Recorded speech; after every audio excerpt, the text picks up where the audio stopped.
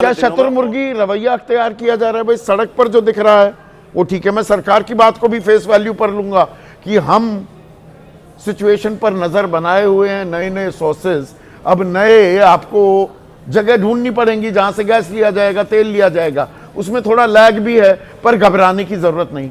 तो सड़क पर जो दिख रहा है और सरकार जो बता रही है, आप किस तरह से इसे आंक रहे हैं दिबांग? देखिए, जो नई नई जगह जहाँ से बात हो रही है उसके बारे में मैं आपको विस्तार से बनाऊंगा। पहले आपके सवाल का जवाब दे दूं। आप देखिए कि क्या है, संकट का समय है। परिवार में जब संकट का समय होता है तो क्या होता है, बड़े बुजुर्ग मिलके बैठते हैं, सबको समझाते हैं, सब लोग मिलके संकट से लड़ते हैं। क्यों नहीं सरकार विश्वास में लेती विपक्ष को, मीडिया को, देश के आवाम को? क्यों नहीं प्रधानमंत्री राष्ट्र के नाम एक संदेश देते? देखिए, संकट की घड़ी है, हमारे तेल वहां से आता है, गैस वहां से आता है, हम लोग मिलके लड़ेंगे। आप 3 सब्जियां बनाते हैं, 2 में काम बना लीजिए। ऐसी बातें पहले हो चुकी हैं। हाँ। लाल बहादुर शास्त्री ने ये बात की थी जब लड़ाई हुई थी। तो मैं कह रहा हूं क्यों नहीं वो कर पाते? और जब आप ऐसे हैं जिसका आपने उल्लेख किया कि भाई आप बताइए कि ताली बजा लेते हैं, आरएसएस वाले कहते हैं, ये दिखाता है कि उनको कितना विश्वास है। जब इतना विश्वास है, वो कैपिटल है आपके पास विश्वास वाला, तो क्यों नहीं आप साफगोई से आते सामने? कैबिनेट की बैठक में जो समीक्षा की गई उसकी तफसील बाकायदा क्यों नहीं दी जाती? सूत्रों के हवाले से क्यों दी जा रही है? बिल्कुल, आप उसको कहिए। ये सवाल पूछा गया अश्विनी वैष्णव से, उन्होंने सवाल का जवाब नहीं दिया, बाकी सब सवालों के जवाब दिए। आप उससे कहिए कि भाई हम लोग इसको लाइव दिखाएंगे, बहुत महत्वपूर्ण प्रेस कॉन्फ्रेंस है, सारे न्यूज चैनल वाले तो आप ही के हैं, उनसे कहिए कि भाई लाइव काटेंगे, हिंदी में बोलिए, सबको समझ में आए बात, तो करिए ना। ये कदम इमरजेंसी में नहीं उठाएंगे तो कब उठाएंगे? ये कहा जाता है इमरजेंसी का मैनेजमेंट बहुत अच्छा करते हैं। इमरजेंसी है ही नहीं, हम बात का बतंगड़ तो नहीं बना रहे। नहीं, बात का तो बतंगड़ नहीं बना रहे, हम देख रहे हैं किस तरीके से। मैं खुद समझ रहा हूँ, हमारे वहाँ जो डिलीवरी वाला आता है कहता है सर अब मुश्किल होगी हम लोग को आने वाले दिनों में। आपको याद है आजकल 10-10, 12-12 मिनट में डिलीवरी आ जाती है। उसने सुबह बताया कि सर ब्लिंकिट वाले ने कि सर अब मुश्किल होगी क्योंकि ना तेल मुश्किल हो रही है, लाइन में लगना पड़ रहा है। तो ये कोई इमेजिनरी सिचुएशन नहीं है। नहीं, लाइन में लगने का एक वजह ये तो नहीं, लोगों में खौफ पैदा हो रहा है, तो जहां टंकी में तेल है फिर भी खड़ा हो गया कि न जाने कल क्या हो, वो भी होगा। हाँ। इसीलिए तो मैं कह रहा हूं कि बजाय इसके कि आप एक कानून बनाएं, एसेंशियल कमोडिटीज एक्ट लगाएं और कड़ाई दिखाएं, आप बातचीत कीजिए ना, लोगों को विश्वास में लीजिए ना।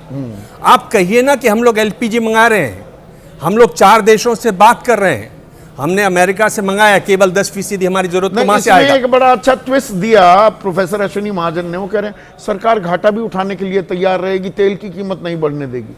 अरे सरकार अपनी जेब से भरेगी, हमें फायदा नहीं दिया, अब अच्छा घाटा नहीं होने देगी, सरकार खुद घाटा ले लेगी।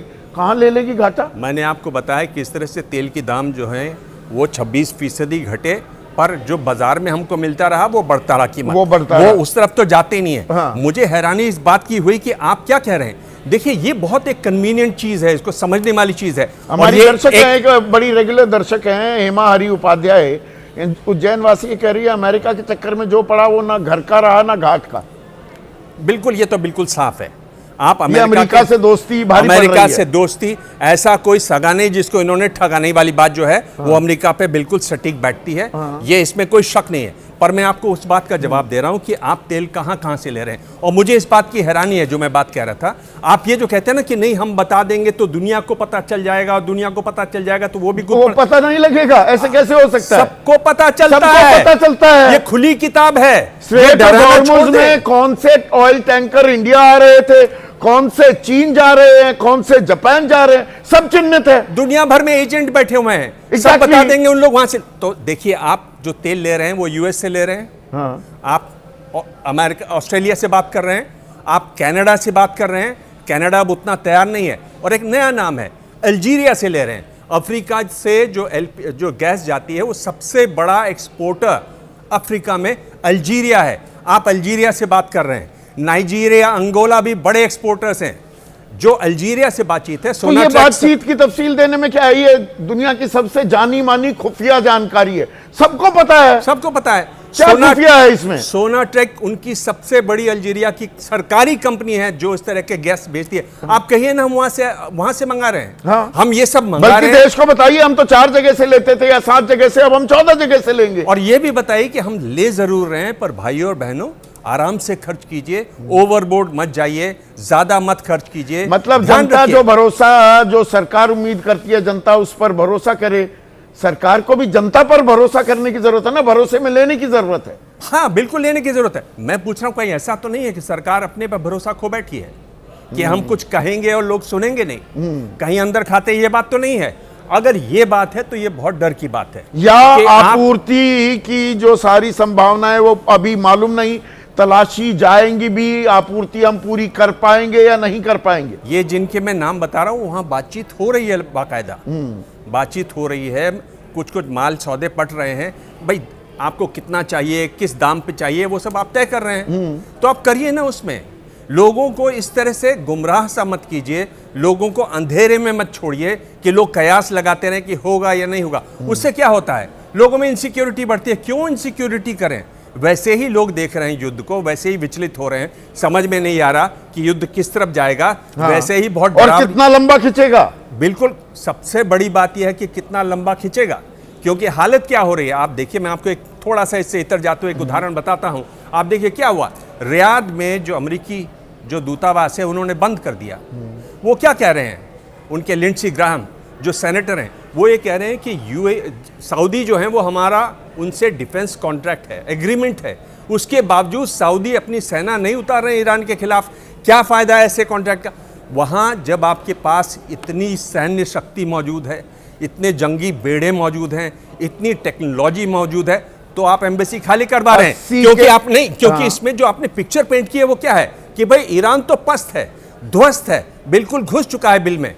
तो क्या भाई क्यों आप ये कर रहे हैं खाली? ये ताजा खबर है, ये आज की खबर नहीं, मैं यहाँ आपको पर बता रहा हूं। दर्शकों को थोड़ा सा पुराना भी अतीत भी बता दें। 80 के दशक में सद्दाम हुसैन को सहारा दे रहा था अमेरिका की ईरान में, वो ईरान की रजीम को हटा दे। तब तो रजा पहलवी थे, उसके बाद खैमेनाई भी आए, पहले खुमैनी फिर खैमेनाई 80 के दशक में। तो खुमैनी को हटाने के लिए 8 साल का युद्ध चला। खैमेनाई आकर एक संघर्ष विराम किया, 8 साल चला था वो युद्ध। तो यहां पर जो फंसता है लंबा फंसता है। यहाँ पर लंबा फंसा है। और उसमें जो आप ये बात कह रहे थे कि ये अमेरिका का हाल है कि किसको इसने छोड़ा नहीं। आप देखिए उसने किसको सपोर्ट, सद्दाम को सबसे पहले किसने सपोर्ट किया और अमेरिका किसने ने मारा? अमेरिका ने। तो वही मैं कह रहा हूं कि ये बहुत इनसे बच के रहने की जरूरत है। और मैं आपको ये बता रहा हूं कि जो बड़े जानकार हैं वो ये क्या कह रहे हैं, ईरान इसलिए हमला कर रहा है इन सब जगहों पर ताकि एक प्रेशर बने अमेरिका पर और इजराइल पर, दुनिया भर में हाहाकार हो, इन पर प्रेशर बने। दूसरा तो और भी खतरनाक है कि पानी के जो संयंत्र हैं जहां से पानी साफ किया जाता है समुद्र का, जो पीने पानी के काम आज विषय आता नहीं है, है। उन पर भी वो हमले कर सकता है ठीक है। आगे।